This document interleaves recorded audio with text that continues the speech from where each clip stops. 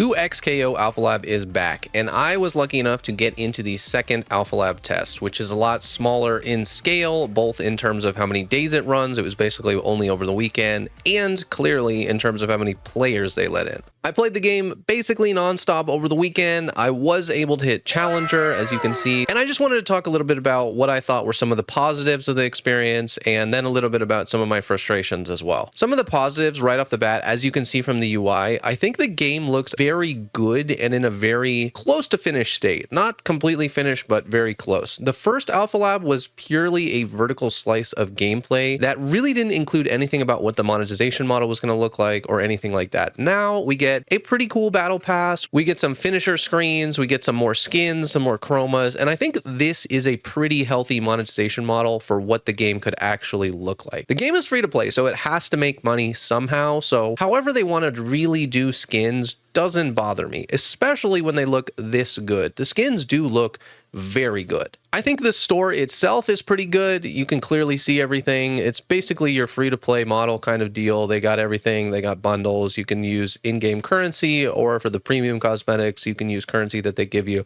Now, they did give everybody in the Alpha Lab the ability to buy like 2 or 3 skins, which I thought was interesting. So basically everybody in this Alpha Lab was rocking a skin. You also have individual progression systems for each character. Now, I would really be interested in how exactly this works because, like, I played Braum and Darius for the entirety of the Alpha Lab, and you can see with Braum, my mastery level is 29, which actually matters. I don't know if everybody saw this, but they have very specific avatar items and, you know, player cards, taunts, things like that, that you can only unlock through mastery of the champion. And I played Braum and Darius the exact same amount. So for Braum, again, mastery level 29. For Darius, 12.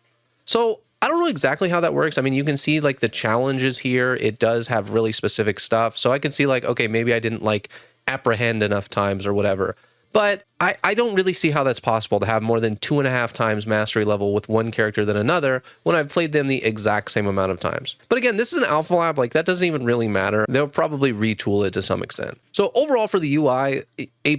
I thought it was very good. I thought the way that they did everything is very clear. And like I said, it does kind of look like a finished state to me. Other good news for the changes is I'll just put up some gameplay here. Combo length overall is down. I don't think it was entirely needed. There was only a few champions that really felt like they were abusing the combo length. I know Ari in the Alpha Lab one was a big offender, but overall I think it's fine. The combos are shorter, but they do similar amount of damage. And even though for me that's not necessarily a big selling point, I do think that for newer players, this will be a little bit easier to jump into. So for the positives, I mean, overall the game looks good. The game plays very well. It feels very satisfying to play. And I think as a selling point, if you care at all about the characters from League of Legends, you will enjoy playing them in this game. That being said, I did have some frustrations with the game, and a big part of them is around the game's lobby system. Using a lobby to play ranked is a little bit weird in my opinion. I don't think it worked out very well in Strive, and even though this is a much better lobby, in fact, I think 2XKO has one of the best lobbies in any fighting game ever. It does feel like a weird choice to have players compete in a lobby for ranked, because you get into weird situations where you're just playing the same person over and over. You can see who you're going to play before you play them, so you can dodge opponents. It is a little weird to me, but they really want people to use this. The other problem I have is with the actual gameplay changes. I don't actually mind the changes that they made. I think adding forward roll, back roll, that's probably good overall. Set play was very strong in Alpha Lab 1, especially with characters like Yasuo, Echo, and Ari. So having some tools to mitigate that doesn't seem like a problem. The problem is defense is way too strong now.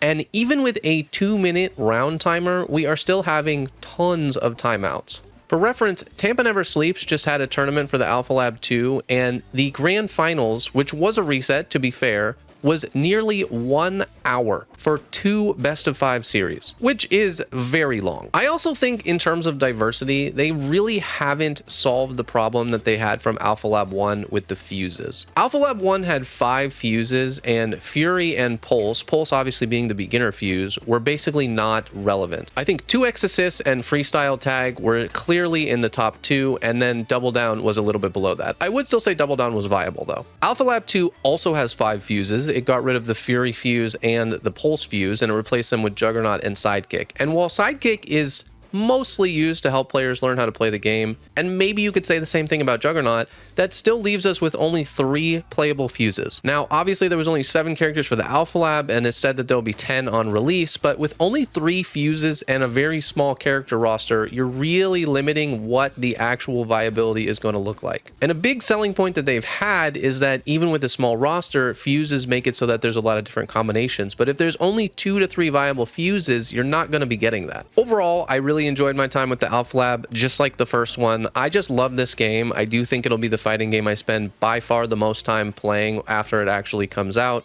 I hope they can fix some of the issues with the fuses and also with the defensive gameplay, but we'll see what actually happens once it releases. The team did recommit to a 2025 release, so apparently it is coming out this year. We'll see what changes they make, if any. But regardless of the balancing issues, I do feel like they really just need to release the game. It's been in development for so long, and players really just want to get their hands on it. If they need to fix things after it comes out, then they can do that. But after almost 10 years of development, this game just needs to come out.